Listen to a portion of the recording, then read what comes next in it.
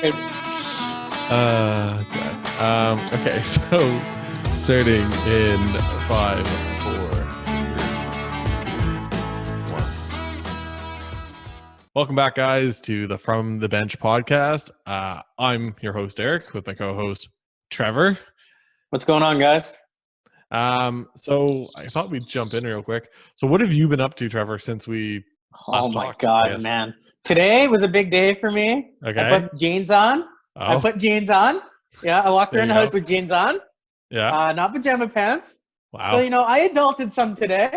There you go. I cleaned around the house a little bit. I like to do my part. Did some laundry, The maid just doesn't do anything around here, I'm telling you.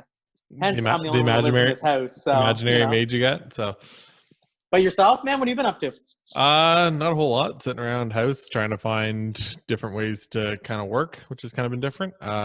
Today I showed my first house in 2.5 weeks. Damn, putting in the work. Yeah, well, we're not supposed to show anything unless it's deemed essential. So a lot of stuff goes to that. I have a client that is That's one good, client that protects is deemed you and other people. Well, it's just to try to stop the spread of everything, right? So exactly. It's fun. I just been sitting downstairs watching shows, watching documentaries. Man cave, I love it. Yeah, it's good thing I got this thing done. Let's just put it that way, because if I hadn't, I don't know what I would have done by now. So, anyways, today we're going to talk about a couple things. So we're going to condense it a little bit. So we're each going to drop one draft prospect for the NHL draft. We just don't want to get through too many of them, especially when we don't know when the draft's going to be. That's kind of the big thing right now. But yeah, we're going to do a draft prospect each. We're then going to talk about a team that might be from the province of Quebec after that. And then from there, we're going to move over to football again. They're still doing the NFL draft. They're still keeping on with that. Same thing there. Last week we did 3 prospects each for that. This week we're going to drop it down to 2. And then we're going to talk, just highlight a team on the end of that too. So should be an exciting episode. Should be lots of good stuff. We're hoping this way too that we can kind of dive into these prospects a little bit more. I think Trevor and I both kind of agreed that. Chime in. Yeah, you know what I mean? Like it's right now, like last week we kind of gave our opinion on some stuff, but you couldn't really, when you're doing that many prospects, especially on both sides, it's really hard to dive in and talk about them specifically. So to try to keep it in within a time frame. Last week we also went a little bit long, so hopefully hopefully this week we can kind of try to hopefully keep it towards an hour.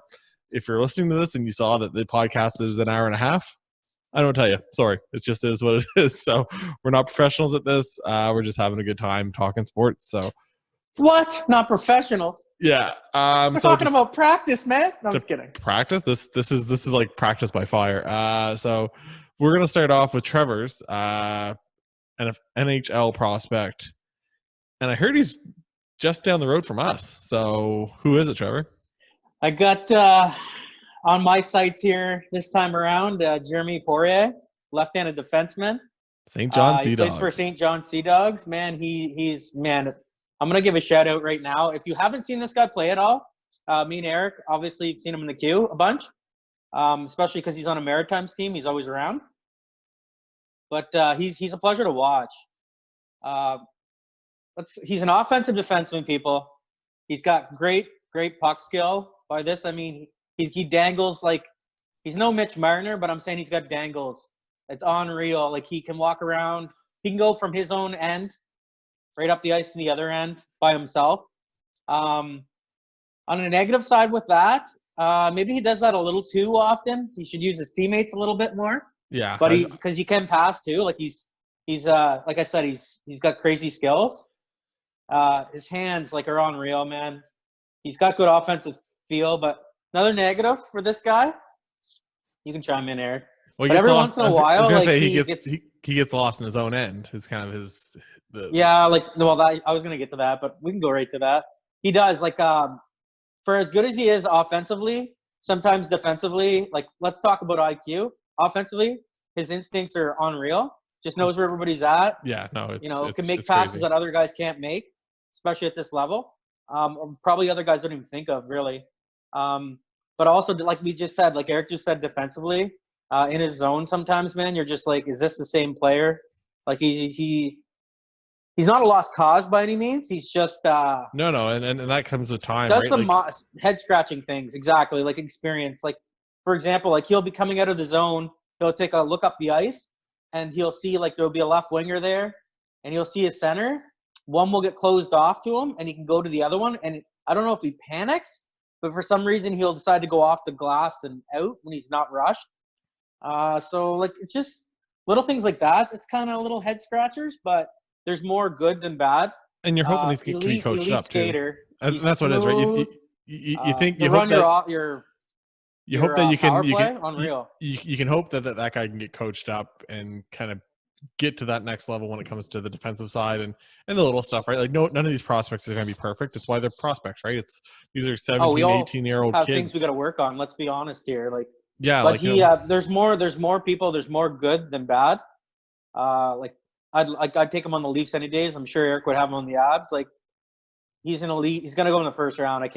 Wouldn't you say, Eric? I think he's going to go in the first round. Yeah, no, I think he probably somebody's going to get a steal. I think he drops just because he's not a big puck moving. Like he's smaller, and as well as he's not too. He's a good size. I don't. For some reason, I know I wrote this down, but I can't find his. I can't find his height or his weight, which is kind of odd for me, people, because but he's not like a big like 6'3", 220-pound puck. No, like he's not a super small guy. He's not like Sam Girard that came out years ago.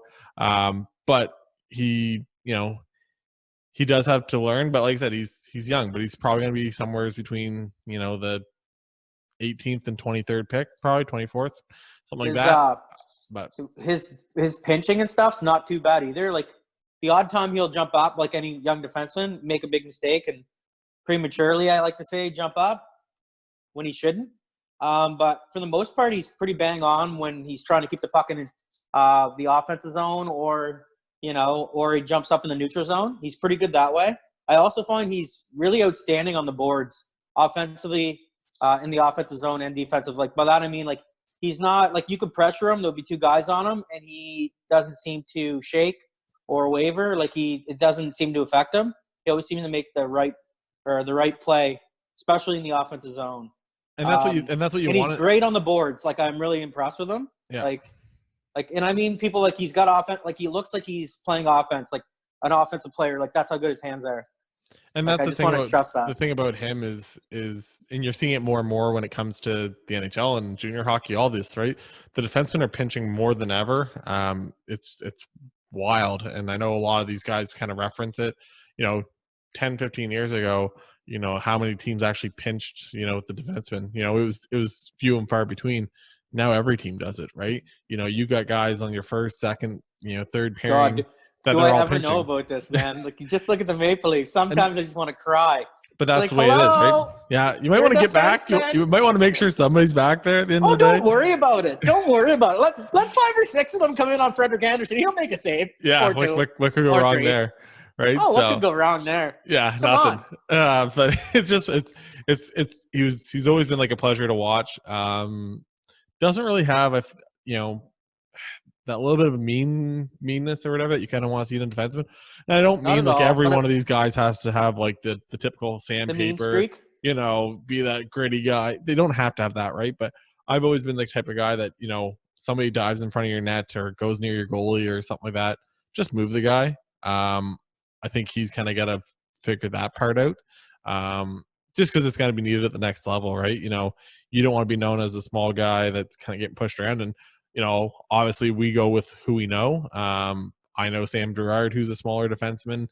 He's, like I said, obviously smaller than Jeremie Poirier, but he's, even he's he's not afraid to push guys around if it comes down to it, which is needed, right? So it's one of those things. His patience with the puck, though, is unreal. It's crazy. I know great. he really stood out. They had another defenseman actually kind of jump up this year. I think he's going. I don't know if he's only next year, but Villeneuve for them get nominated today for the CH or the Q defenseman of the year. Also, Jordan Spence, Moncton Wildcat, got I saw nominated for that too. Spence. So, also, I just want to point out for anybody that's local that listens and watches the Wildcats, I told Trevor after watching Jordan Spence for like 2 seconds last year that I was like, never knew who the guy was, and I was like, Trevor, he stood out to this you. guy is going to be wild. And he's I know one of your guys. Is exactly. What and I was like, Trevor, this guy is like exactly what you want in a defenseman. Like you love this kind of defenseman. You know, right shot, moves the puck. You know, smooth, doesn't get rattled, and he's a year. You know, that was his rookie year, but he came in a year late. But it's you know, see somebody like that. Like I said, that's what you hope. You know, Poirier can get to, and I'm sure if anybody's from here is from St. John, they're gonna say, "How dare you?" You know, say Spence is better than Poirier, but he is defensively. He's a little more rounded. Yeah, 100%. So I found, like I said, I just found Spence. Especially last year, like the kid never got rattled. He was always good. So LA Kings, do we agree? Got a steal there? Yeah, they got him in like the 5th round. Oh man, unreal, mind-boggling. It's I don't know. You know, maybe you hope that he's not a one year wonder, and maybe you wonder why he didn't go. He showed it this year. But he showed it again this year. He started off slow, but anyways, so I'm going to move into the guy I picked. And I think I even joked about this last year. In conclusion, people, Jeremie Poirier, hell of a defenseman. Hell of a prospect. Like, really good. Hell of a prospect. Really good. So, and to be honest, next year, St. John, they're going for it. They're going to be good. They're going to be really good. Really good. The rumors are that they're getting a couple of good guys. Spence might be one of them. Pelche might be the other from the Moncton Wildcats. Oh, of course they raid our cabinet, eh?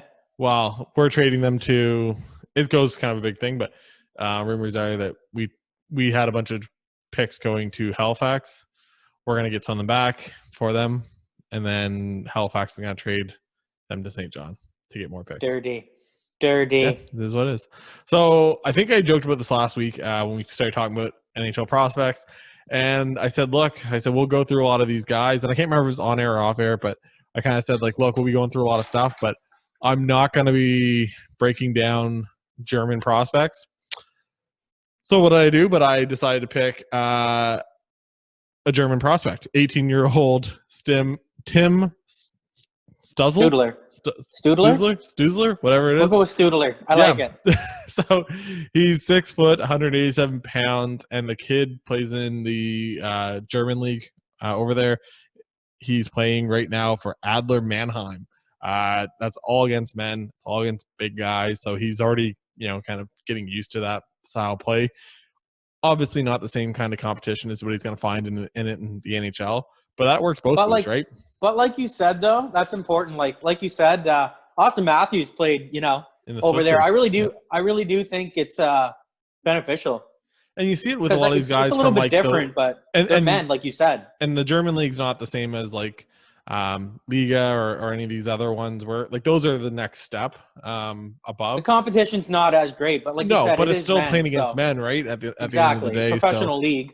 This kid put up. Like I said, he's 18 years old. Played most years at 17. In 41 games played, he had 7 goals, 27 assists for 34 points. That's almost good.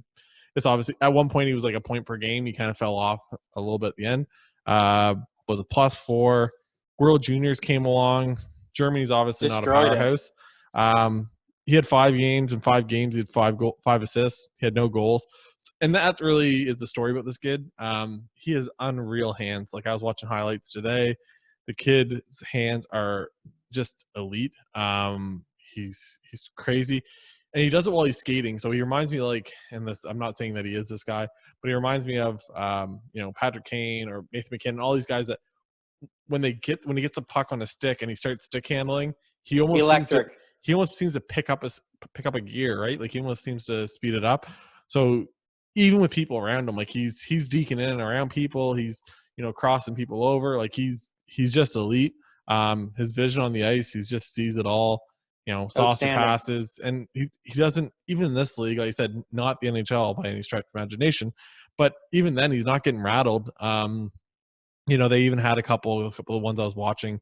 He would lose the puck a little bit, and guys would be pressuring him, and he kind of just takes his time and moves around. And for sure, but a guy can also make the argument that he's got the puck on his stick so much that you're gonna lose. Get what I mean? Like you're gonna lose it. Like, and like I said, he's a distributor, right? Like he's a playmaker. He's not a sniper. He's not gonna. I don't think he'll ever score. he can 40 score goals. too, though.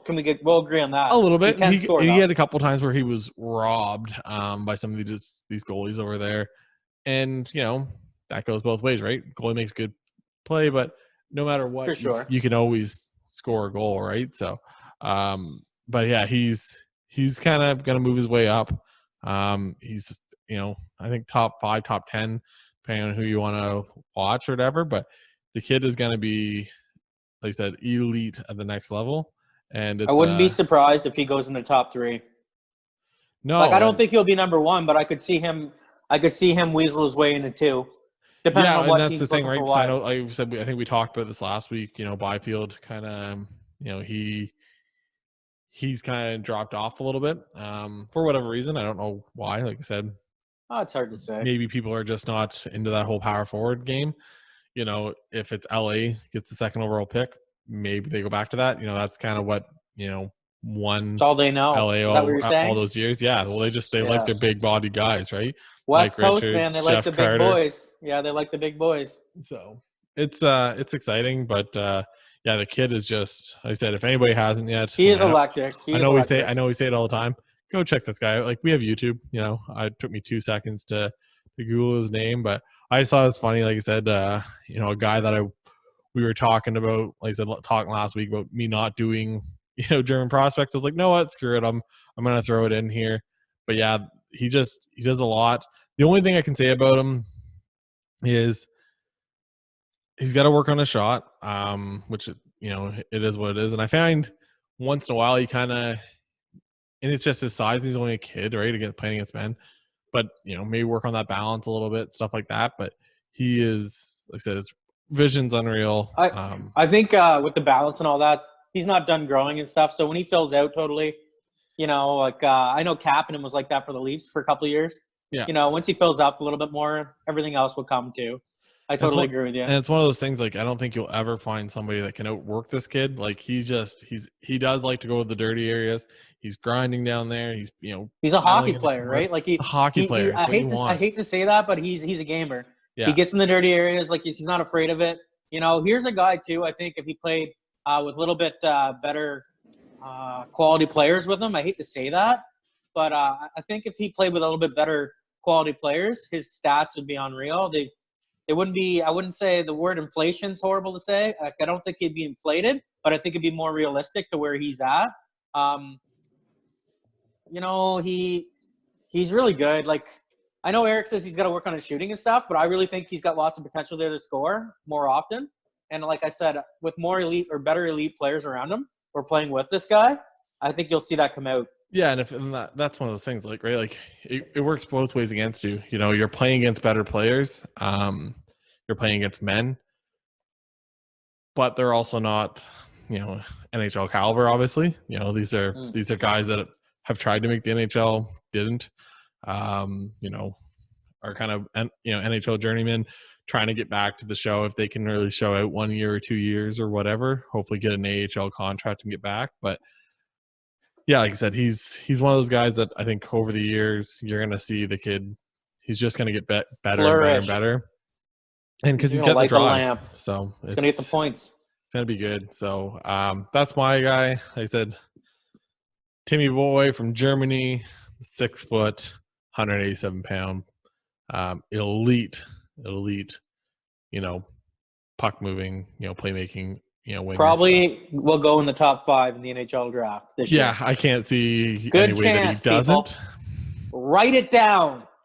Mark it down right now. Take that mental note. He's going to the Detroit Red Wings when they drop down from, 1st to 4th. And screw Detroit. And the Senators get the 1st overall pick and get Lafreniere. So. Oh, Montreal's going to love that. Oh, my God. So, suck on that, Montreal. Just kidding. Now, speaking of Montreal sucking on that. Montreal. That's actually the team, if you didn't guess by the, earlier me saying that the team from Quebec, there's only one team from Quebec currently. maybe Florida. Save right there. Maybe Florida or somewhere gets Quebec City eventually, but I can't. I think it'd be more. I don't know. I think we're 5 or 10 years away from that happening. But So if we had any fans at all from Quebec, they're gone now. You just poked the bear. Why? Why'd you do that? Just had to, never. Couldn't hold it back. So like Eric said, we're cutting into Montreal. That's the plan here. Yeah. So we're gonna talk about Montreal a bit. They're one of the top, really around here. They're one of the top 3 teams. Maritimes for sure, man. They're Maritimes. all over Canada. Let's be realistic. Yeah, and it's funny because you get guys that aren't French. They just, their parents were Habs fans. It's mind-boggling how many English Canadians love the Habs, which is nothing wrong with it. No. All the power to them. It is what it is, but essentially around here you get a lot of Leafs, which is Trevor. A lot of history, though, with Montreal. We'll say that. A lot of Montreal. Original 6. And then Boston is kind of the third team. Those are the 3 teams that kind of you find the rooting. Then you got all guys like me that have, like the Avalanche. I know a Nashville Predators fan. I know a San Jose Sharks fan. The girlfriend's a Dallas Stars fan because of Tyler Seguin. She's confused. Just kidding. Yeah, better. But yeah, so you go through all this, and they said you get some of these Montreal fans, and it's been an up and down year. I know at the start of the year they came out. Oh my God, are you kidding me, man? Montreal's been up and down here the last couple of years. They haven't been in the playoffs for a little bit. And I'm not sure what it's going to take for Bergevin to finally lose his job, but I think we're going to find out. That's the GM, folks. That's Bergeron. the GM. Claude Julien's the coach. Claude Julien's a coach. Claude's been kind of everywhere over the years. But I'm gonna yell out Montreal's record before Eric gets started here. Let's go. So in 71 games, Montreal's got 31 wins, 31 losses, and OT losses. They have 9 for a total of 71 points. So what do you think of that, Eric? Well, they are technically in a playoff spot right now. If they just said, screw it, we're just going to do the playoffs today, the way they lie, they would be in the playoffs, which is surprising. They're horrible. They are not good. So they essentially are a team of misfits and castouts. They got Carey Price, who at any day of the week, he's a beauty. Say that he's the best goaltender in the league. One of, top 5. Some people say, well, no, look at the stats. Look at who's in front of that guy. How about that? That is what you really have to look at. I know he's seriously got, though. There's no I in team. You need a good goalie to win in this league, but you need help if you're a goalie as well. You need goal scoring. Well, and so the 71 games that Montreal's played, he's played in 58 of them. That is tied with Connor Hellebuck for the most games played by a 75%, wasn't it, or something like that? Yeah, it's crazy. He's got 20. He went 27, 25, and 6 in that time. 6 is the overtime losses for anybody keeping track. He had a 2.79 goals against average, not great. 909 save percentage, once again, not great. But like I said, you got to look what the guy has in front of him. Jeff Petrie and Shea Weber are good. But after that, it starts dropping down, right? You really got to look. That's a fact. You really got to look at who's in front of this guy. What they they're giving him for chances. They got Mete. He's an up and comer. Like, he's really grown this year. I think he was kind of banged up towards the end of the year. I can't remember exactly, but his numbers look a little bit better. He's actually rushing with the puck now.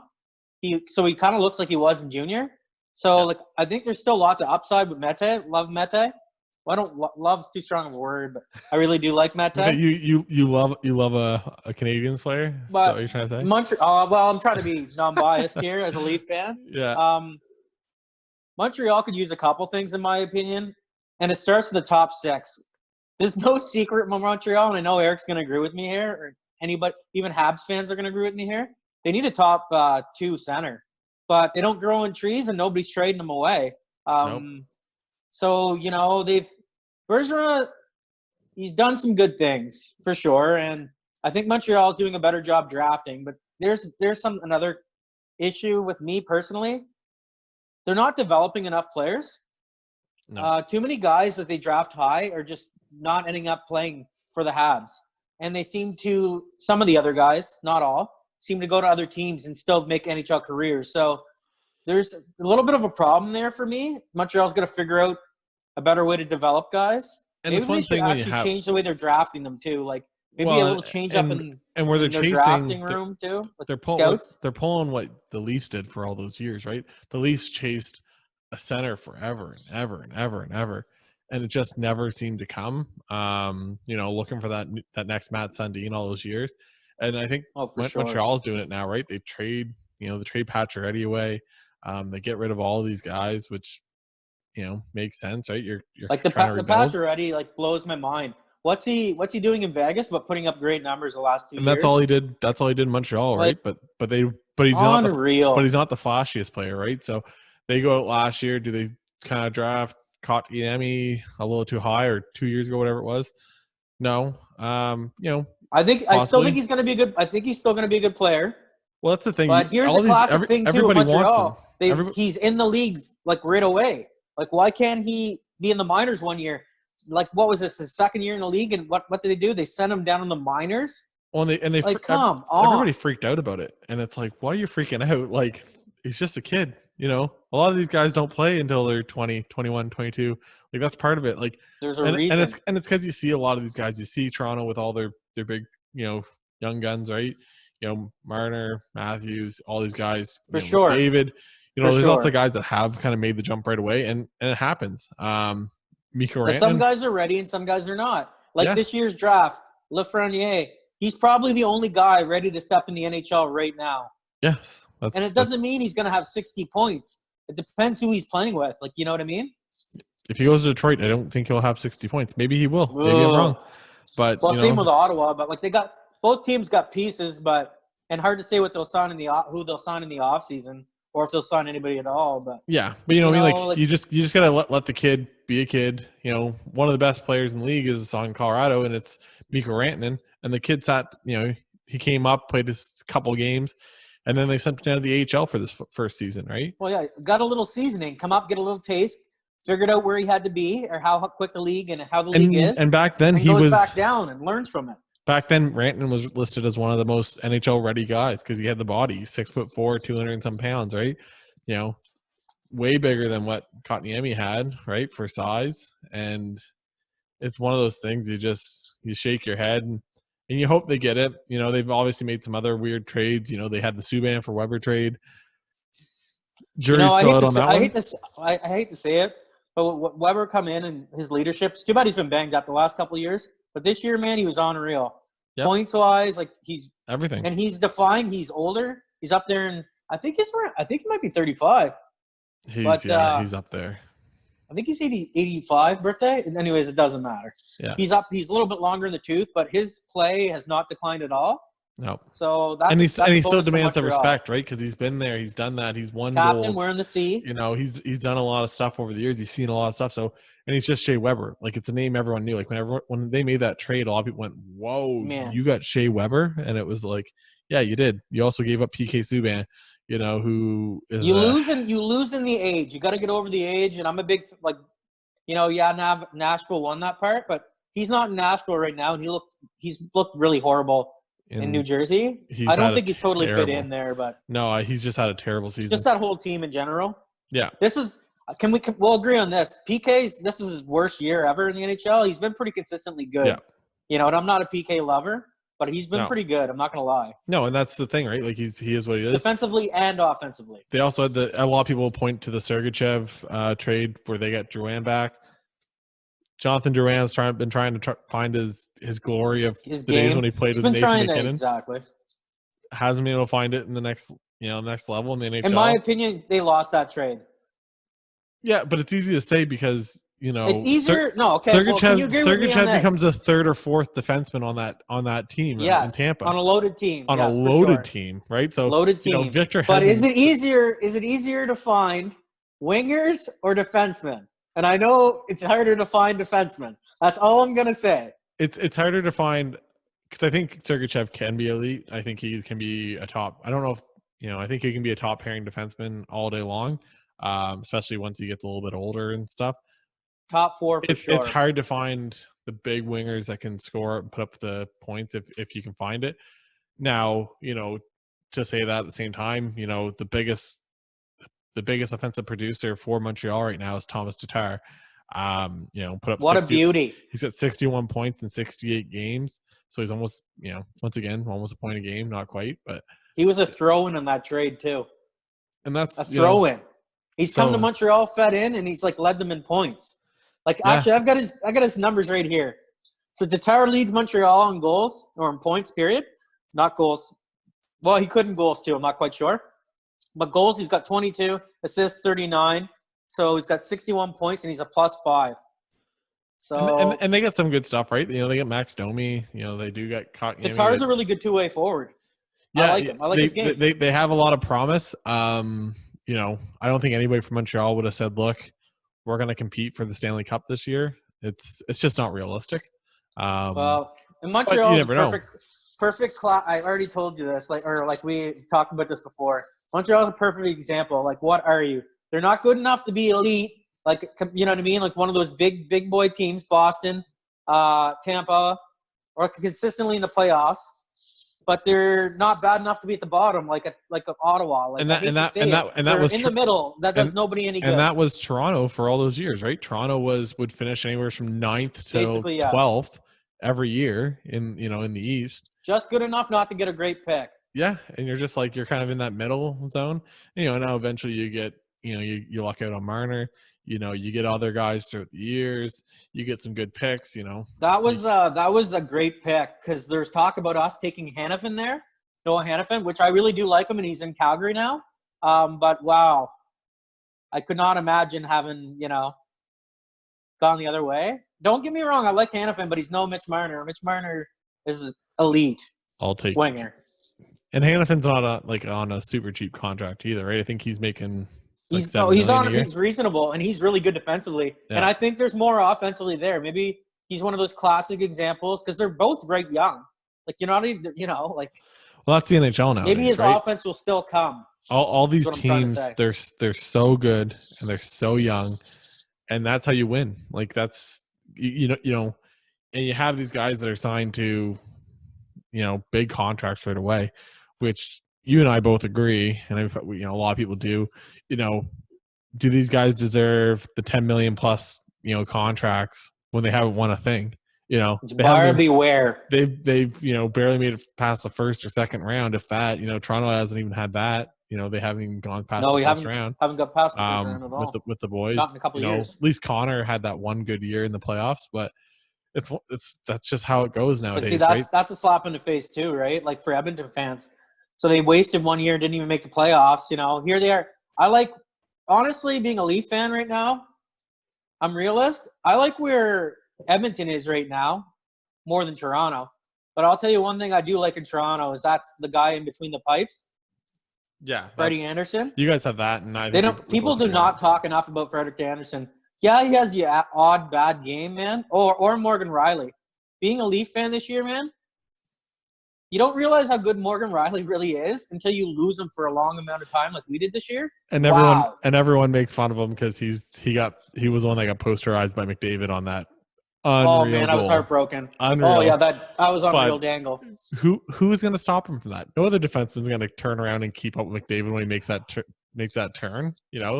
He's going to burn by all. It's McDavid. It's McDavid. He's that good, right? So he's the only guy who can do that in the league. Yeah, well, it's. I remember watching that goal, and you were just sick to your stomach because you're like, "That is." Oh man, why is always happening to Maple Leafs? That's my first thought every time. All right, I also want to throw something else at you, Eric, from Montreal. Would you agree or disagree? So I said first thing, they need a center, a big boy center. So first line or second line center. But Montreal could also use an elite winger. Am I wrong here? Really, they could use an injection of 2 guys in their top 6. Yeah, and that's the problem, right? And like you said before, they don't grow trees. Philip Deneau, there's a trade Montreal won. Philip Deneau, they won that trade. But on a really good team, former Moncton Wildcat. Philip Deneau is oh yeah, exactly. Good call, Eric. But on a really good team, Philip Deneau, man, is a third line center. I believe that. Or it's a second line center, he's actually really good, but he just reminds me, he's kind of not like Nottingham Country, but he can defensively shut your best line down. He's a really good defensive player. He's got an offensive game. This year he has 13 goals, 34 assists for 47 points. He's a +18. and this guy is playing against the best line. He's a first line center. You know, on a good team, he's not though. Can we agree on that, Eric? No, and that's the thing, right? You can say somebody's a good player, but they could be a good player on a bad robbed team. Chicago on that. I love it. They robbed Chicago for this guy. You got to have some of these guys that step up, and you know, some of these teams. The thing that you got to find in a lot of these things, what makes a team a good team, a great team, is that you find these random guys that kind of step up, right? You know, depth. Pittsburgh's kind of known for this, but how many guys has Crosby made a household name? You know, now, you know, you got Rust, you got, you know, Gensel, you got all these guys, and not that they're not great players. Aside from that, you know what I will say about those players you just named, though, and Connor Shearer. You know, you just named a bunch of guys that played 4 years or 3 years of college. Yep. So they're a little bit older, just like they were like we were talking about the AHL, getting guys seasoned. There's your perfect example. Getzel come out of college. You know, like it's becoming more of a trend. You're seeing more college guys get drafted, and I absolutely love it because they let them play for 3 or 4 years. You know, they're not teenagers anymore. They're men when they come in the league. So they're prepared for it, can play in all ends of the rink. You have that this year. Seasoned. You had that this year in Cale Makar, right? The guys spent 2 years down in – another example, exactly. You know, down in the college ranks, right? So he had to develop. It's, you know, it's like I said – like Toronto had – you got to let – you can't try to rush these – you can't try to rush these guys. You know, you have to just say, look, it is what it is.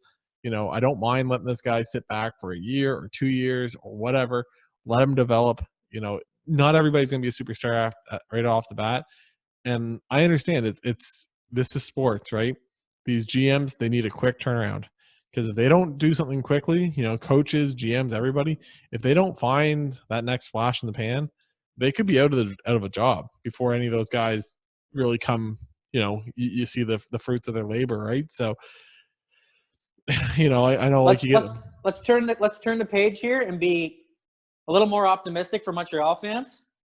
So, Montreal, there's a little bit of help coming. Yeah, you do have some help coming, and you do have, you know, just to talk with who they have. What is it? Cole Caulfield. Yep. Like the guy is a snipe show. Like he's just unreal. Like pure goal scorer. He's really short. He's 5'7", 162 pounds. He's a small little man. You can't teach people how to score goals. He's a highlight reel. He's exciting. I'm excited for Montreal fans. I can't wait. One thing about the Eastern Conference or the Atlantic, there's some premium goal scorers. Like watching Eichel, man, he's dirty. And he's not beating you with your typical one-timer. No, it's if you add a really good defenseman, you add a couple, you know, you get a couple of these guys to you add a couple dry over here. Yeah, I see that. You add a couple guys, right? You add a couple, you know, pieces, and you have a couple guys step up when they're not supposed to. Can hear all that. I'm sorry. I'll have to edit that out. See, really put my editing skills. Trevor is not realizing right now that he's trying to cough in his elbow. He's trying to cough in his elbow, but he's also coughing into the mic on his headphones. That's what he's doing.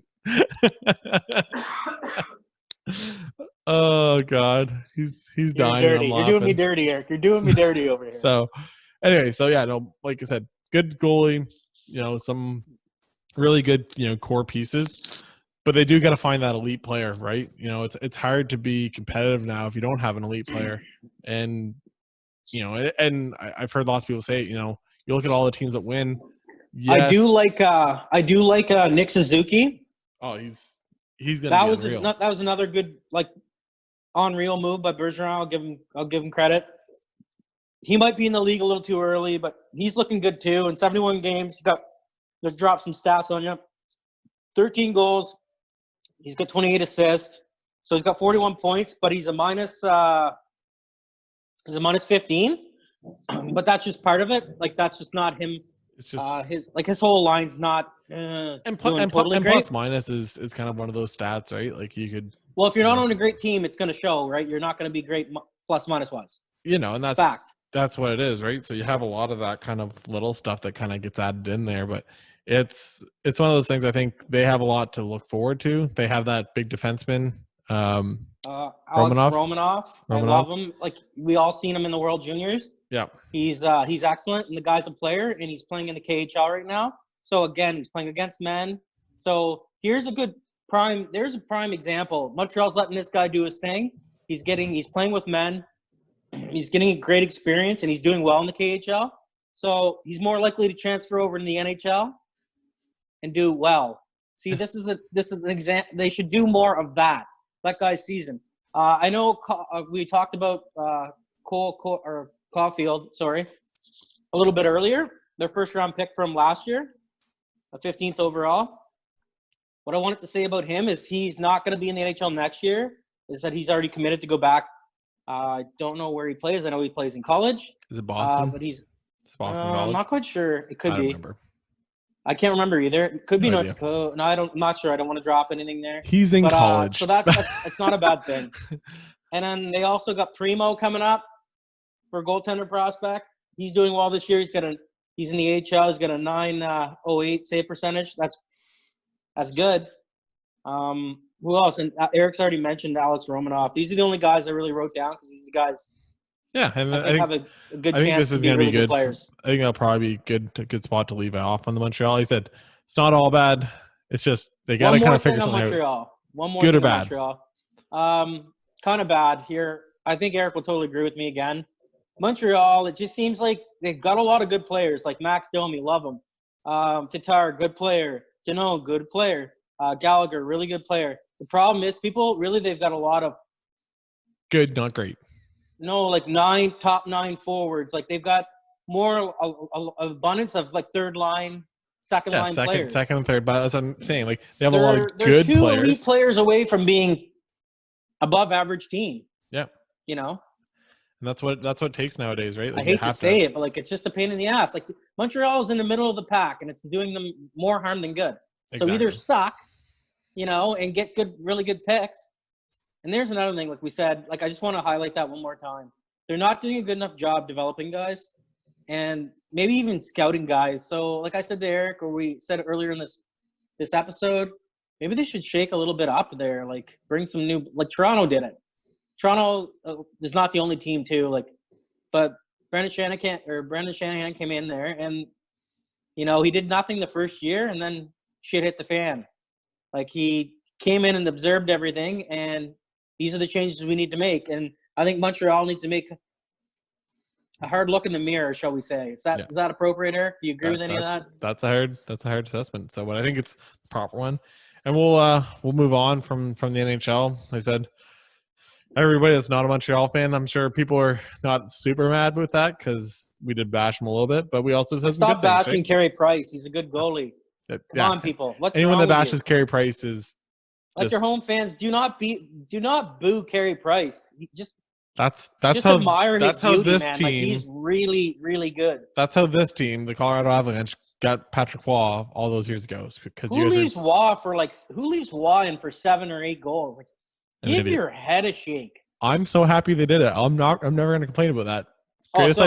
Greatest idea I've ever seen by a coach. Awesome. Anyways, so we're going to move over into the NFL. We're getting into draft mode once again. So with these prospects, like I said, we're only a couple weeks away now. We're less than, we're 3 weeks away. 3 weeks away from the draft. 2? 3. It's the 20 whatever, isn't it? Today's Monday the 6th. Am I wrong? Yeah, 3 weeks. You're right. 3 weeks. After this week will be 2. No, it's 2 weeks as of Thursday. That's right. I was correct. I'm just kidding. Trevor? I stand by what I said. I thought it was 3 weeks this whole time. Now it's only 2 weeks. I am pumped up. So we're going to talk. Speaking of the draft, we always watch together, me and Eric and Cody Bowman. Shout out. Cody Bowman, shout out. What's up? Shout out. May as well keep it going, man. Yeah, exactly. May as well keep it going at this point. Shout out to Chad, too. Chad. I'm going to give a shout out to Chad. Boone shows up once in a while, too. So I think he showed up once. Shout out to Boone. Boone, what's up? How you doing? Name dropping like a Mo in this episode. But yeah. So yeah, we're gonna have to figure something out with that. Maybe we have to do what are we gonna do? This. Are we gonna FaceTime it? Or are we gonna just be on the phone? We'll Zoom this. Maybe we do like a live video. Maybe we do a live video. Drink cocktails too. We'll do a live video on like Instagram on both of our accounts, and we'll just like break down every pick for all 3 hours. He can break down every pick. I'm not going to do that. I am all for this. Let's do it. I love it. I'm such a douchebag this episode. I love it. Like I said, we love the draft. We top to bottom, NFL, NHL. We love this stuff. So we're gonna start off with Trevor. Trevor has picked an offensive lineman as one of his. Actually, that's where I wanted to lead with too. Actually, yeah. See, look at me go. He's not. In a lot of top fives, he's number 5. I'm talking about Austin Jackson. Yep. Offensive tackle, UFC, like Eric pointed out. This beauty is 6'6", 310 pounds. Class, he's a junior. Like I told Eric, I'm a big believer. Same thing with basketball.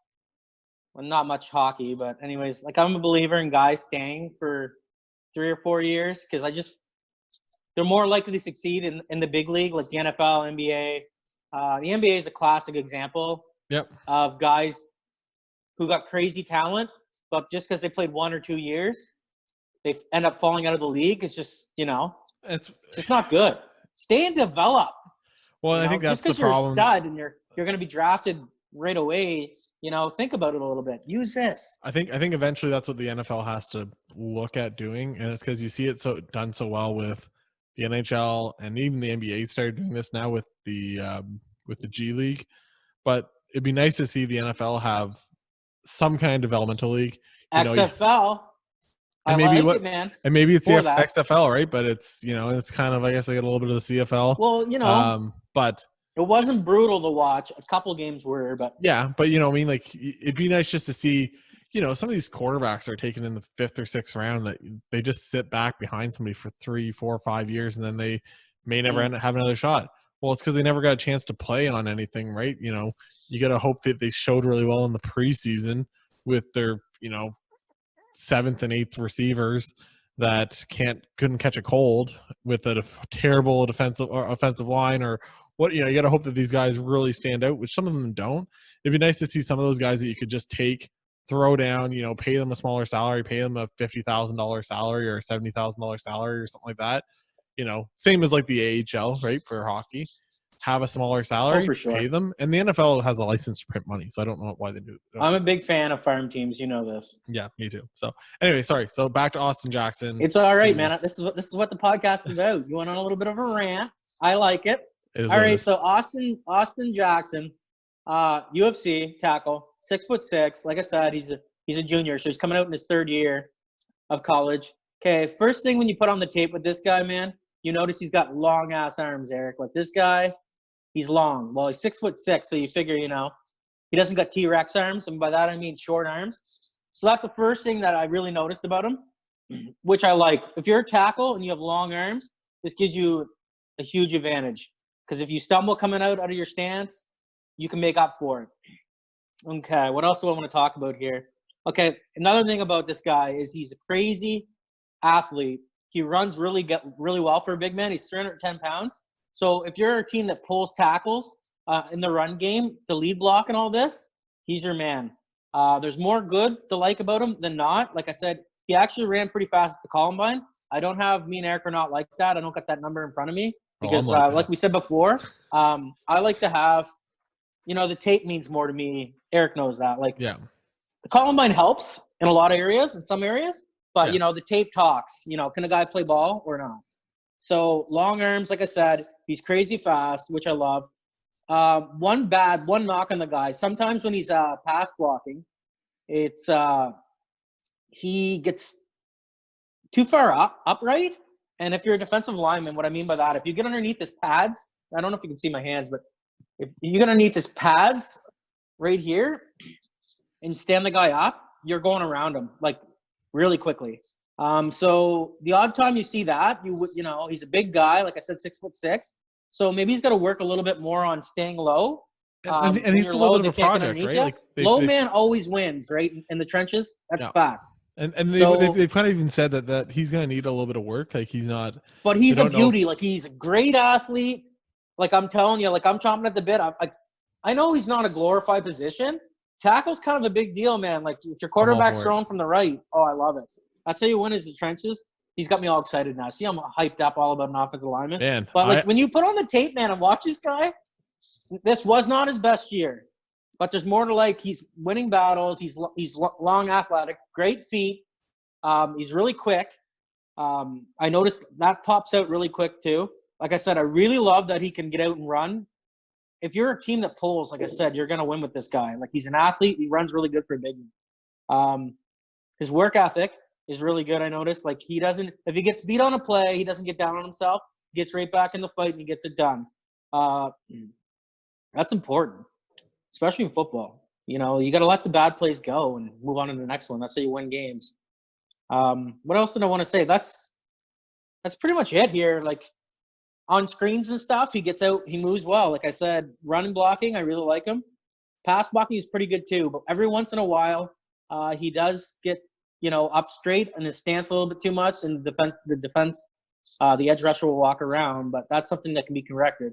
Got to work on that technique. Did you try to put him anywhere? Like, is there a certain team that you kind of want to see him play for this year? Or honestly, a lot of he can play in different schemes. Like I know, really think he could succeed anywhere. So I just kind of threw that on you there, but no, that's all right. Like personally, to me, I'll tell you a good place for him. The Jets. Well, yep. I don't care how many finesse guys you have. Like the Jets, like Sam Darnold's not a bad quarterback. So unfortunately, he missed most of last year. For some of these people to say that he's not great, I just don't understand. Like he's a pretty good young quarterback. Do you realize that he's going to be younger than Joe Burrows is? That's about to come in. Their line is horrible. Like their line is horrible. Like they've got Bell, but what good is a stud running back? Like what good's a stud running back if he gets hit in the backfield? It doesn't matter. People don't understand. Like they went out and spent money on the running back, and they like almost like as if that was like the last piece that they needed. They had a lot of guys that played well for them the year before. You know what the Jets did? They went and signed an offensive. Maybe I know they signed one for sure. Maybe two offensive linemen. Now, ask me what their names are. I could not tell you because they're not worth mentioning, which means they still have a problem. Which means they got to go draft. A guy. Really, if I'm a Jets fan, I'm praying they draft a couple guys. Oh yeah, that line needs help everywhere. You just keep on, going back to it, and I'll probably reference this a lot. But personally, do you agree with this? They got the quarterback. Yeah, I think they do. I think anyway, it doesn't they think that they do. They shouldn't have let was it Robbie Anderson? They shouldn't have let Robbie Anderson go. They signed who played for the Bucks last year? The wide receiver. Former first round pick. He was a Raven. Oh, Perriman. Perriman? Yeah, Perriman had a great year, especially towards the end of the year for the Bucks. They signed Perriman. They need more weapons. The thing is Robbie Anderson is, I think, a better player than Perriman is. Perriman played terrible for the Ravens for years, and then he comes out and plays decent in maybe Bruce that's Arians' air raid. Example of not a good fit there, though, because he went to Cleveland and looked decent. Yeah. But anyways, all right. Are we going to get on to your? Yeah. So we'll move on to mine. So the first guy, also I think a good place just for like we're at the end of the draft, like because I think that's where Austin Jackson will probably go end of the first round. But I think somewhere like Minnesota could definitely use. Their plan is to obviously keep on doing Dalvin Cook. They have Adam Thielen, but me and you disagree there. I do not think he will be gone at the end of the round. I think he's gone by. I'll be surprised at New England's pick at 23 if he's still there. Really? Okay. Well, I think there'll be a big run on tackles. See how it goes. We'll see, though. So, first player I picked is Justin Jefferson out of LSU, national champions. Guy's 21 years old. He mainly plays in the slot for a receiver. 6'1", 202. He was listed all year at like 6'3", like a $198. Goes to the combine, measures 6'1", 202. He also, so he plays a lot in the slot. He's always like he makes the contested catches. Like the guy is impressive. He puts up 1,500 yards this year on 111 catches in 15 games, 18 touchdowns. Like the kid was just impressive as a 21-year-old. In 2018 he played 13 games, so 2 less games. Had 54 receptions for 875 yards and 6 TDs. So he took that leap the next year, which is awesome. one of the things, so he's got a couple things going for him. He plays in the slot, which is a little easier for somebody his size. And he's kind of got that twitchy, like he'll make that move to kind of get around you. They move him around though. But they did have an amazing offense. They did have an amazing offense. So you have Joe Burrows, who's the first overall pick. That's who you had to throw into all year. And then he also has on the other side of him, which is potentially, he's probably going to be the first receiver taken off the board next year. In Chase, he was lined out at wide receiver. So you had, you weren't the only one. You weren't always getting doubled because of Chase. And like I said, you had the number 1 overall pick, throwing to you. So that's two pretty good things, kind of working against him. But a lot of these guys have him ranked as like the 6th, 7th, 8th, 9th, 10th receiver. And it just doesn't make sense to me. He's top 7 to me. To me, he's in the top 5. He's number 5. But like you said, runs routes pretty good. He's consistent. He's where he's supposed to be. He ends up in timing routes and stuff. He's where he's supposed to be. Dependable. Always catches the ball more than not. He's a big play threat. I know they're not talking to him as a big play guy, but he really is. He's dependable, and he's he's a possession receiver, but he's got more explosion. He's not just your typical I get open, I don't got that crazy burst away speed guy. He's still got some of that to his game. So when I watched him on tape today, I watched him for a couple different games. He makes the contested catches. He has really good body control, stuff like that. Right? And he is 50-50 balls, he wins. He wins those, especially for his size. It doesn't really make sense, but he's got good hands.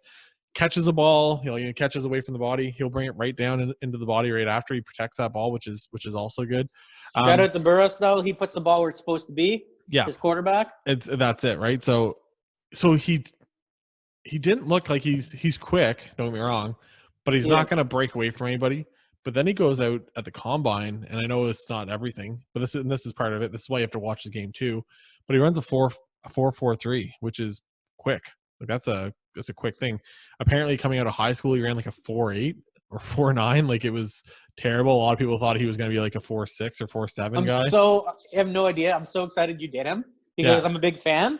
I'm a big fan. I'd love to have him in New England. But that's the difference, right? You watch the tape and you see it, and then you see a number, and it's that's why you can't just go off these scouting combine numbers that he ran a 4.43 because it doesn't translate that well into the actual game. But he does. I watched a lot of them. Like I said, he has that twitchy move to him still. He'll make the guys miss. He'll have the spin move. He'll kind of have the juke move. He'll do a lot of stuff. He falls forward, and the other thing is he doesn't. He doesn't tend to go east to west. He kind of just goes straight. He's going for that first down. He's going for that extra yard. And sometimes once in a while he'll kind of go east to west, but most of it's just he's going on a 45, right? He's just trying to get that extra yards. And to me, which does you good in the big leagues, which does you really good in the big leagues. 100%. So one of the things I have against that I don't understand why he's so far behind some of these guys, and I'll never understand it. And maybe we'll talk about him another time. But Henry Ruggs, the receiver for Alabama, he's number 3 or whatever on these draft boards. The guy was the number 3 or 4 on his own team. Yeah, third option. You're right. He put up 40 receptions for 746 yards and 7 TDs. You have Jefferson. He was more their deep threat. If you watch people that watch the NFL that don't watch any college at all, if you remember vintage Eagles with Deshaun Jackson, Deshaun Jackson, that's exactly what I understand what that, but I don't understand why anybody values that guy ahead of Justin Jefferson, who puts up almost 3 times as many receptions, doubles him in yards, over doubles him in touchdowns, everything. It depends what you're looking for. Are you looking for that home run guy that can stretch the field, or are you looking for that dependable possession And to me, guy? I think a lot of this, the way the NFL is ran now, yes, you have some big plays, but you need that 10 yards, you need that 15 yards, you need that 20 yards, and this guy goes down the field. You need that Wes Welker receiver. The slot receiver has become a lot like when we were growing up, or a lot younger, the tight end, the security blanket. Yep. That is exactly what their slot receivers been And doing now. you see a lot of these guys like Keenan Allen for the Chargers. He lines up in the slot a lot. There's a lot of these guys that are number one receivers that line up in the slot nowadays, right? It's part of it. It's league's better that way too. It's better, right? It's easier. You can get the ball out quicker.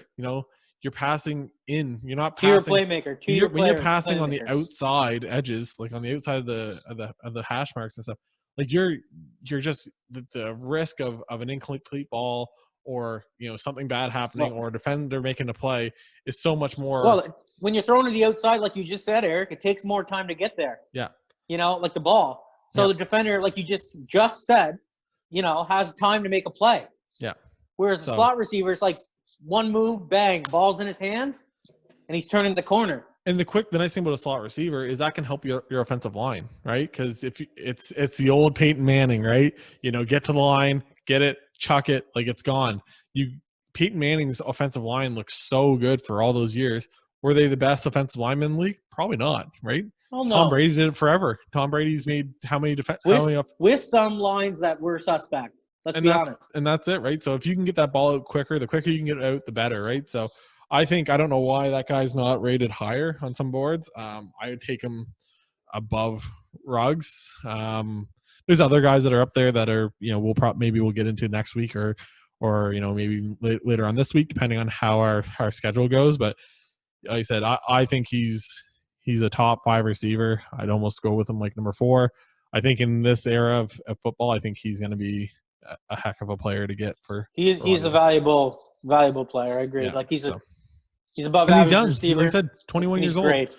Like that's the thing. Like you said, you get some of these guys just that won are a older. national title. So he put up 250 yards and like 4 touchdowns in like I can't remember the bowl game, whatever. But he put up like. You mean the national game? Like not the national title game, but the one that they played against Oklahoma.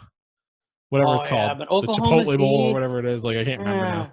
That was the only thing about Oklahoma. Like, trust me, I know. But I'm just saying, to put up 250 yards and 4 touchdowns against any team, you're doing something right. So, who do you got? Right. Who's the other guy you got? Okay, ironically, another LSU boy. I've got Patrick Queen, linebacker. Like I just said, LSU Tiger. He's 6 foot, 229 pounds. He's also a junior. You got something to say? It's funny because I was like, who am I going to go with? And I went with, just not to give it away yet, but I went with an offensive lineman too. And I was like, awesome. I'm not going to go with another. I was like, I don't want to go with a linebacker. I did a linebacker last week with Isaiah Simmons and stuff.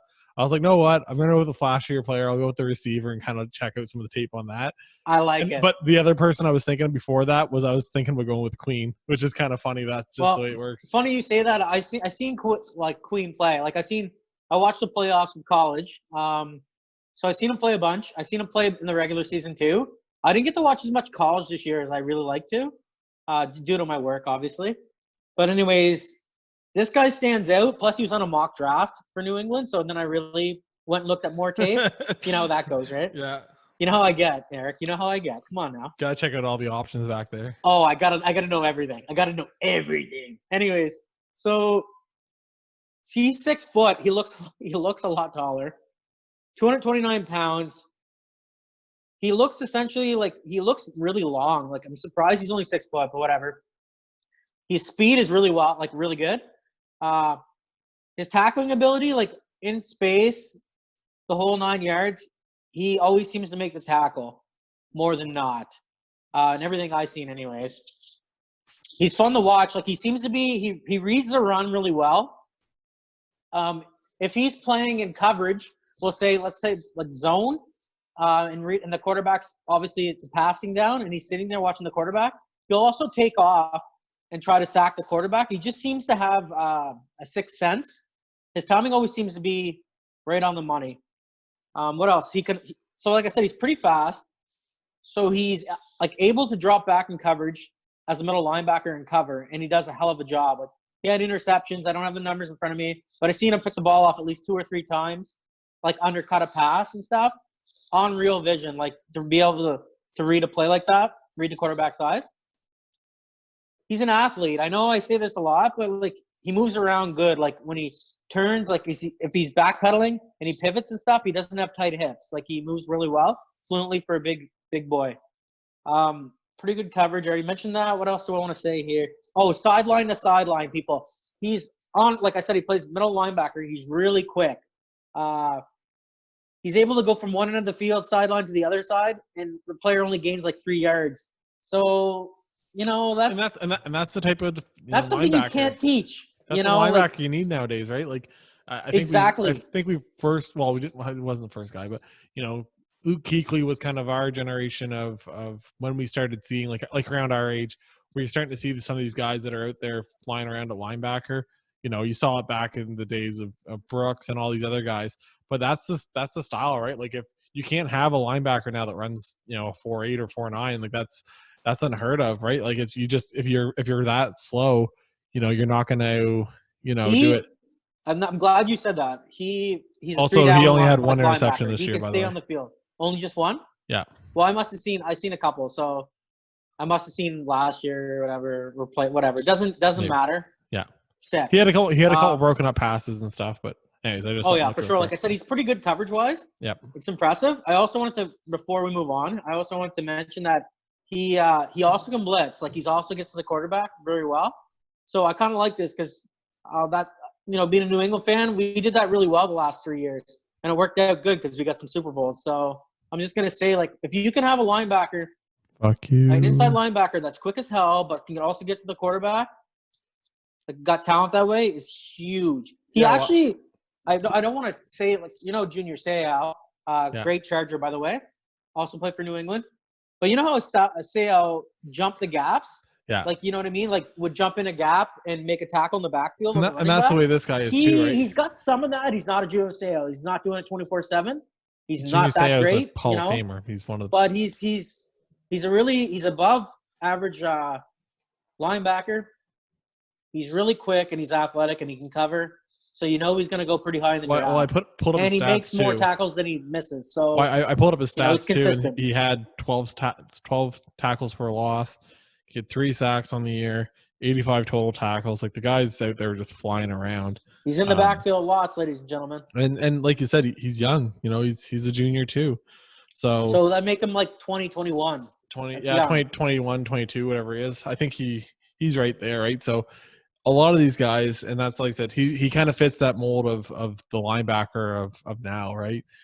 Is he Roquan Smith from a couple of years ago that went to the Bears? No. But is he? What a pick from Georgia. That is a hell of a pitch. Man, he's a beauty. But he's unreal now. Could he be like a Kendricks? Something like that. Yeah, all day long, right? Well. So it's like I said, that's just this era of linebackers. These guys that can get out there, fly around, do all the good stuff. So I'm gonna move on to mine. The other guy I got is an offensive lineman. He's out of Iowa. That's right. It's Wirfs. This kid started as a true freshman at tackle. It doesn't happen in Iowa. He's only 21 years old, so he's another younger player, which is awesome. So I watched a little bit of tape on him. The guy,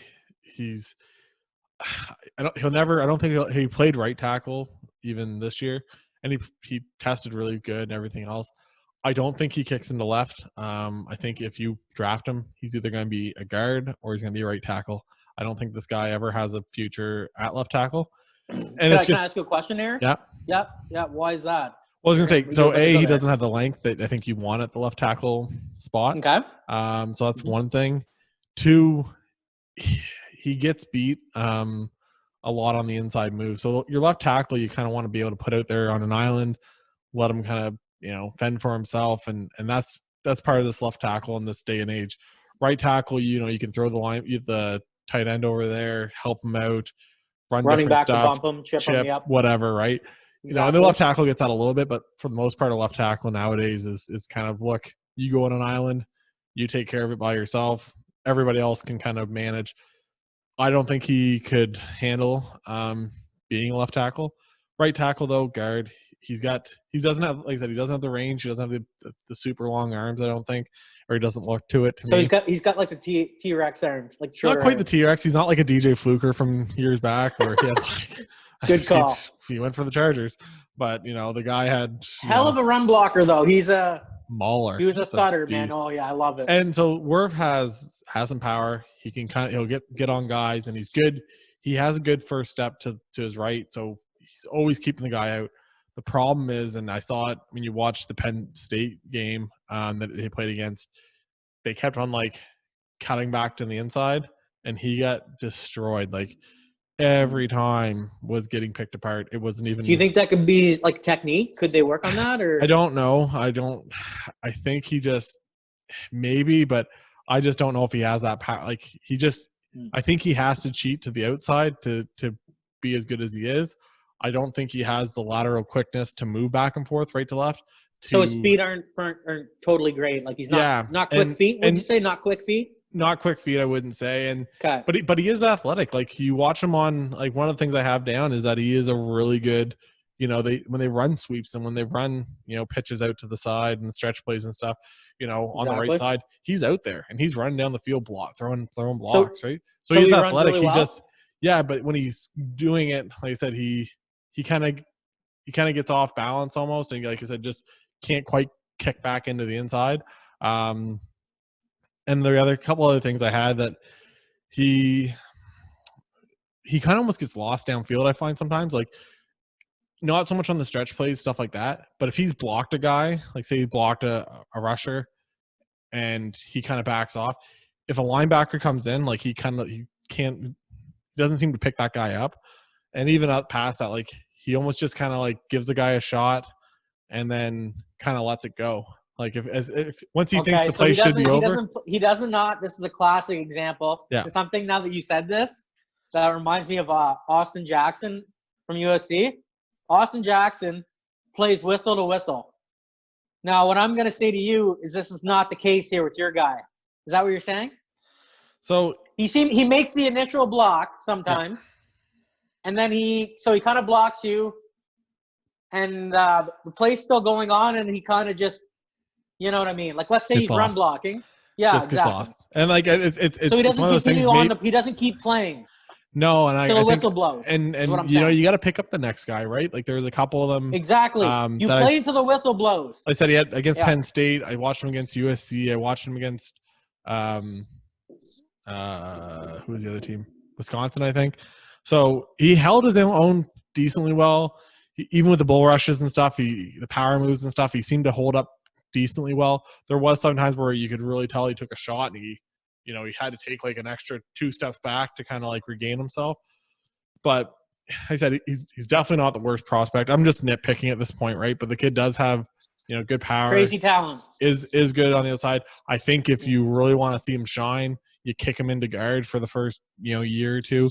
Maybe you develop him as a right tackle eventually. I said if you're looking for a left tackle in the future, don't think about it. To me, I don't think he has the athleticism to play on the left. And it is what it is. So, but at least you think he can hold his own. He maybe could play right. Yeah, exactly. And then if not, guard for sure. Yeah, and like I said, and he's rated as. I totally agree with that. He's one of the top 3 or 4 offensive linemen tackle, and rightfully so. Like I said, he's really, really good, and he's young. Like I said, to be 21 years old, started as a true freshman. That doesn't happen usually for offensive linemen, especially at tackle. Usually they kick him in. But like I said, I think overall, I think this kid's going to be a good player. Like I said, just you have to pick your spots where you want them. And like I said, a lot of people just see these guys and they see tackle. So they say, oh, there's my left tackle for the year. And, that's who I want at my left tackle position. And that's where kind of watching, tape on these guys and stuff, that's where you can kind of really see it. Testing numbers, everything, they're great. Combine numbers, great. Love them. We watch a combine too, but when you really see it on tape is where you really break down these guys and really see it for who they are. So I will say this, he's out of Iowa and they do a really good job, above average, of producing linemen. That is a fact. Yep. Doesn't matter if they're guard, center, tackle, but which is the other part which really linemen. The other part that really made it impressive that he did start as a true freshman, right? So I said good. I said probably better in the run game than he was pass game. I said especially if anybody, like I said, he almost. But just you know kinda, what? That's almost better because you can work on your pass game, but you're either a mauler, like you either got that aggression or like I you said, don't in he the gets run guys. game. The only other So thing would be nice to see, and it's a pass at the end, and and in the run game. But you'd almost want to see him like you said before, center up on the guy, get up in the middle of him, right, look him straight in the face, and kind of see him push there. I find sometimes he gets turned a little bit, and he kind of is trying to push him from the side a little bit. gets off balance a little bit, yeah. And you're just not going to get that guy. You can't really put your hands on him. If you're not fully engaging in him, maybe there's a couple of times where you saw like a tight end or something helping him, like chipping on the guy, and he hasn't fully engaged on the defender. So that guy can't break off and go get the the linebacker coming down or the safety coming down, right? So, and it's all stuff he can work on, right? He's said still super young. It's just a 21-year-old kid out there, but it's hell of a prospect. Yeah, I think he's going to be, be nice to see him. I think he goes before. Well, I can almost guarantee he goes before Austin Jackson, but I still like him before other guys like Becton and stuff like that. My favorite still is the one I highlighted last week, which was Andrew Thomas. So, sure. But I said I think for a prospect, I will say this about Austin Jackson though, he is going to be a left tackle in the league. Yeah, I think Austin Jackson has the chance. He's got crazy talent. Like he's got crazy. He's a hell of an athlete. He runs well. It's crazy. Yeah. So we're gonna get off the draft. So I said Trevor's gonna be all jacked up now. I think we got to do a second episode this week because now I'm jacked up that the draft's only 2 weeks away. I'm Nailed it. Pumped. I totally, for some reason, and I know it's like that's my birthday weekend. I should know this, but for some reason I thought it was the week after. I thought it was. For some reason I thought it was like the. When is your birthday, by the way? 22nd. So it's like 2 weeks from Wednesday. So note to self, remember that. Woot, woot. That's a Wednesday. It's a Wednesday. Sweet. Yeah, we can get party and drunk on Zoom on Wednesday, 22nd of April. I could have used you Saturday night, boy, on Zoom, boy. Oh my God. I had some cocktails by myself. Poor Zoom. The thing Zoom seeing right now. So we're gonna move on. We're gonna check. We're gonna do a quick little rundown. Talk about the Giants? And we're gonna talk about the Giants. So this is one of those teams that you don't really know what they're doing. They're kind of confusing. They haven't really made sense the last couple of years. A lot of change there. Coaches changing in and out. Coaches changing. So this year they hire a new coach. He actually came from New England. He was a special teams coordinator for the last couple of years. Before that, I think for the last 4 years. Before that, he was the assistant for them. Also coached down with Nick Saban in college before that. So, Joe Judge he's young. He's 38 years old. I totally forgot that, to be honest. Yeah, but he's 38 years old. He has a couple questionable coaches on his thing. So they bring in the clapper, Jason Garrett, which I don't know why if you're in the Giants organization can say, look what Jason Garrett did. And you know why? He's got all kinds of experience. Yeah, he's got experience, and that's why. And he knows, I guess, they're players, over. You know what? Dallas. Like, Sean, say what you want about Sean McVay. I'm getting off topic here for a second. But the one thing I really did like about Sean McVay is that he brought in Wade Phillips to run that defense, and he just handed him the torch. Literally, like, just concentrated on his offensive calling and stuff. His areas of expertise and his head coaching duties. But he just handed it over to Phillips because he's been doing it forever. When you first start, right? I think you almost need that, right? So exactly. And then Phillips was a head coach too. Wasn't successful, but you can lean on that. Like, this is, just experience. Yeah. And they also brought in Freddie. They had a bunch of guys, but they brought in Freddie Kitchens to be the tight ends coach. What a loser. I don't know why you don't want Freddie Kitchens after what the Browns did. We also thought about talking about the Browns. I think we're going to save them for next episode. But it is what it is.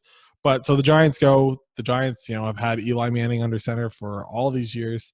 He gets benched 2 years ago for Geno Smith.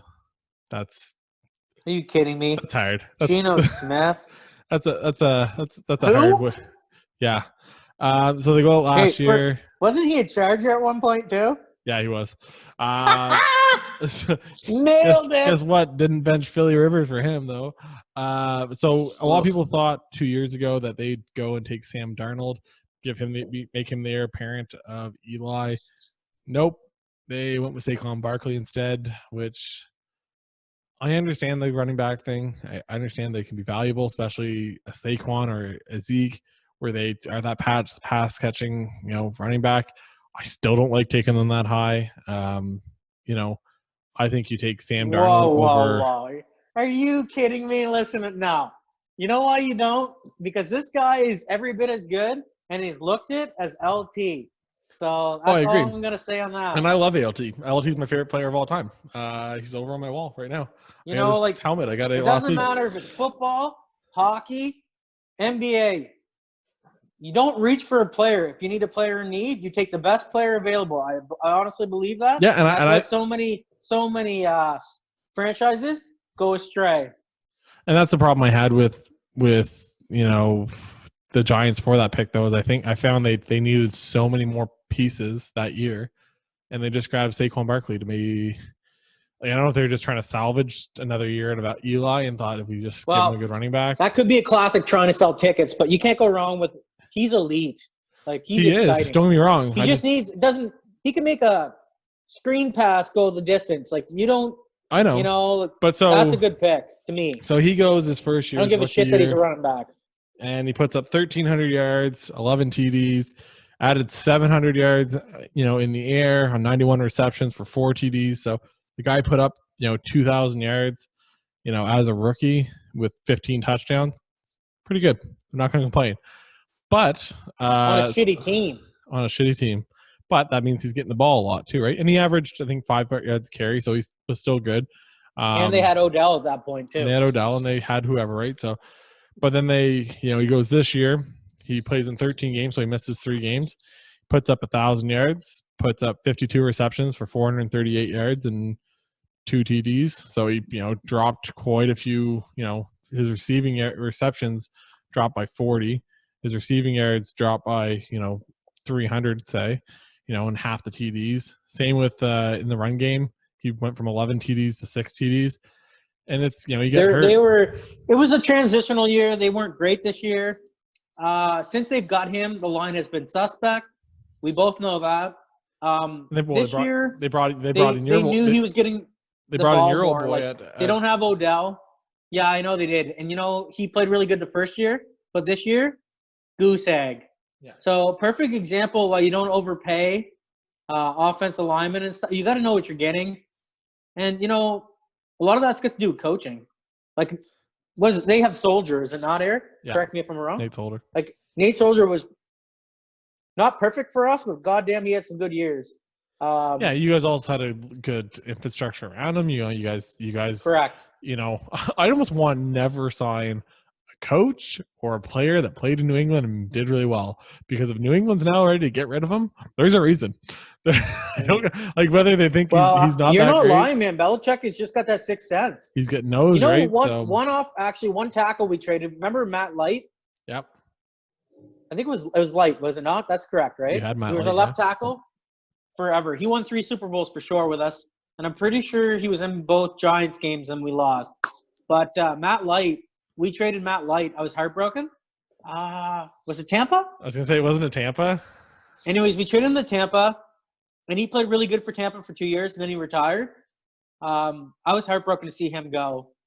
We're normally Belichick, when it comes to trading guys right before they kind of drop off a cliff, he does it a lot with our defense. Yeah.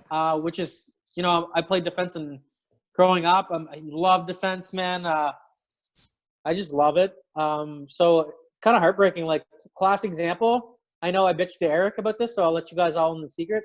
Shout out to Cody Bowman because he heard this too. Jamie Collins, when we traded him to Cleveland, I almost cried. It had to do with money, and I get that and I respect that. What's he do in Cleveland? Had 1 really good year his first year, and after that, he really looked like he was just in it for the money. Then he gives New England. I'm pretty sure I read this right in an article. I wish I could quote the guy and who wrote the article, but I'm positive that he called up New England, called up Belichick last year. Is like, look, I'm looking for a job, So they worked something out. What a steal. And he comes in and just tears it up for New England. And then he goes down and plays with Matt Patricia this year and gets payday, right? So it's one of those things. But so then they drafted Saquon, which I wasn't a huge fan of, and it's just because, like I said, I thought they just needed too much to draft a guy like that. And if you're trying to find the heir apparent, We disagree there, which is awesome. I would rather have a tackle or somebody else 2 years ago, and then last year, or 2 years ago, grabbing like a Sam Darnold, somebody like that, and then I like Daniels. So you don't like? Is it Daniels? Daniel Jones. Jones. I like Jones. So he went and they went 4-12 this last year, which is not great. He played in 13 games, so he played in week 1, didn't play week 2. Then he came in and he played. He missed week 14 and 15 too, but he put up 3,000 yards, 24 touchdowns, 12 interceptions, put on 279 yards on the ground. So he showed some promise. You know why he missed the games though? Because he was hurt. Because he kept on getting hit. Obviously, he was hurt, big guy. But you know why? Is because it's a classic example, and we see this a lot with young quarterbacks. Actually, we've seen this with RG3. Didn't know when to slide. He actually resented sliding, and it cost him really his career, his starting career. If you think about it, he was never the same after his first year. This is another example. Like, you look at Big Ben when he was younger, would just take on necessary hits. Big Ben still does that. Away. Big Ben has never. Not as much now, but throw the ball away. Just don't take Cam Newton. They cannot. If you're a running quarterback, I do love that aspect of the game, but you gotta slide. The stupidest thing, Carolina, and we'll get into how Cam Newton's still not signed, and I think he might end up in a place with a lightning bolt on the logo, which I would kind of be happy for. Which I'm not a big Cam fan, but I think he's an upgrade over who we could get over Justin Herbert or whoever. But to have an offensive plan where you're running quarterback, great for you guys. Yeah, but if you have if you're running quarterback draws with your franchise MVP winning at one point quarterback, are you stupid? Yes, he's big. Yes, he's 6'5" and depends on the play, pounds. But you can't do it all the time. I hate to admit it, folks, but here's a classic example where I agree with Eric. Yeah, but that was part of the issue with them, right? So it just didn't make sense. About it. But so with all of this, so they have him. They go and draft a defensive tackle in Dexter Lawrence last year, the number 17 overall. They then because they had 3 picks last year. Then they added DeAndre Baker, corner, number 30. So they had lots of picks last year. Throw these guys. The Giants have talent. They do have some talent, right? But who's their tight end? Ingram. I really like him. Evan Ingram. They don't really have a little inconsistent this year, but he's a beauty. Like he's got. And I think he was injured too. But they had Golden Tate. He's a run block better too, though. Yeah, they have Golden Tate. They have they have a couple guys. They have Slayton, who I think I had him fancy for a bit. Just one of those things. They just and it's a classic. And Trevor and I will say all the time, they're a team without an identity. They don't know what they want to be. They kind of want to be a run game team. I'll tell you right now, they got to run the fucking ball. Like, they got one of the best running backs in the league. Crazy talent, and he does it with a shit line. You imagine if he had Dallas's line? Actually, let's give a shout-out to, was it Frederic who retired? Travis Frederick. Let's give a shout-out. That great team career. Is not going to be as good. I tell you right now. Oh, man. Centers are a huge deal because they make it easier on the quarterback. They don't have to. If you have a good center, they make the calls for you at the coverage. He missed 2 years ago. He missed he had some kind of disease. I can't remember what it was, but he missed blood cloth, wasn't it? In his leg. Same with New England's guy this year. So he missed an entire. And I think he had an actual disease or something. But he missed all of of the 2018 season because of it. And then he came back last year. He kind of came out and said I came back to play just so I could show everybody they could still do it. But I think that team's going to struggle. And like I said, it's just they have the Giants are just kind of up and down. They trade Odell, which maybe that's the best thing for the team. Maybe ego sort of. It was time to go. Which it is what it is. He's also nobody's above the team, man. I totally agree with that. I know, decision. But it's hard to give away one of the top 5 Oh, I know. I have top 5 young receivers. Then they have the Leonard Williams thing. So they trade for Leonard Williams. We both love that trade. Don't understand why the Jets did it. Oh, the Jets. It just boggles my mind. Doesn't make sense. But then he goes and he has his issue in the airport a couple months ago. I don't know if you know about this, Trevor, but I think he got caught with a gun. I actually don't. I think he got caught with a gun and drugs. Oh, Plaxico Burress. Yeah. At least he didn't shoot himself. Yeah. At least there's that. But they went out and they franchise tagged him. So I don't know. Like the Giants. Smart move, though. Can we agree on that? Smart move. Yeah. Hell of a player. And I think the best thing for the Giants, I think, is either for them to move down, depending on where the people are who want to. But I'd either move down if the quarterbacks aren't taken yet, and try to let somebody else jump up and take a quarterback, and then you can either grab. You know, actually, with Eric here, I totally agree. You know, if they move down, not too far, mind you, get a good player, get another pick, add to that. Well, I think Wirfs would be. I'd love to see them take a lineman off. I think the lineman I talked about, you know, Wirfs out of Iowa. You know, they need a right tackle. You know, they have the left tackle from you guys. Improve that line. You got the running back. He's a star, man. He's better than. He's better than Ezekiel, who I like in Dallas. I hate. But I think you trade down. I think you let somebody else jump ahead if you can. If not, just take the best player available, right? Exactly. Whether it's a lineman, whether it's a defensive player, whether it's a defensive, back. Well, you know, one thing I do not like what they did this year was let Jenkins go, cornerback. Janoris Jenkins, yeah, I think so. He can play, man. I just don't get it. Anyways, whatever. They're lost. It's one of those things, right? So the Giants are just an odd team. Kind of did a wait to see what they're going to do. Like I said, the Eli era is done. You know, that 2 Super Bowl winning. They're in transition. They're beating the Patriots for 2 Super Bowls. That's all done. You know, they got to try to figure it out from here. Try to figure out what's going to go on. And but I don't know. I think that's what the Giants should do with their pick. Grab a lineman is what I would do. I said Tristan Wirfs is a great, pick for them. He's got great potential. And they got to just figure out some stuff. Like I said, they didn't really make any moves in free agency. You know, they got to add some extra weapons. You know, lucky for them, it's a deep draft when it comes to receivers. So, add another receiver, but that could be picked there too. But I can't see them doing that up 4. No. I'm talking like the second round, like for a receiver. For sure. There's talent there. That's what I mean. Like it's supposed to be one of the deeper receivers. They got Sterling there too. He had concussion problems last year. Yeah. Like I said, who's their tight end again? Yeah, Golden Tate. He was suspended for a bunch last year. Yeah. But Evan Ingram was their other guy, right? So he was also hurt. Ingram's a beauty. But he's got to work on his pass catching, right? So he's got to be more consistent. I agree. Sorry, like he had a horrible year last year. He's got to work on his blocking. He's fine when it comes to the catching for the most part, and he's consistency. But it's just you got to be that's what makes George Kittle so good, right? It makes players good from good to elite, know. But anyways, that's where we're gonna end this episode. I think we're gonna probably be back later on this week. It's only Monday. All these days look the same. Oh, we're coming back. It's just a day. There's no Monday, Tuesday, Wednesday anymore. It's just a day. So we'll probably be back again later this week. We'll break down a couple more NFL prospects as we get closer to the draft. We'll probably drop another hockey. So like I said, maybe some Robert Leonard talk for like a little blurb. Yeah, I'm next down. Episode. I'm down talking about some Robert Leonard. So like I said, a lot of this. Like I said, we're just gonna keep on going. I said, football and hockey are our 2 main ones. When baseball's going with the Blue Jays and when basketball's going with the Raptors, we don't mind talking about that stuff too. Raptors are sick. They are. Everyone thought they were going to be. Can you imagine them with Kawhi Leonard right now? Oh my God, man! It doesn't matter. I know. It's a team game. It's a movement game. Shout out to the Raptors because they're one of the only teams that draft guys and develop them. Yeah, and that's it. They don't. Can we not agree on that? They don't mind throwing them down in the G League too. So, but anyways, exactly. So we're gonna end that here because I think we're about to time out pretty soon. I don't remember. We probably already timed out. Oh my God, not again.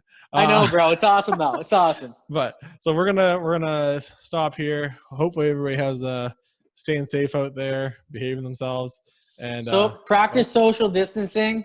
I know it sucks, people, but we're coming up on the summer months.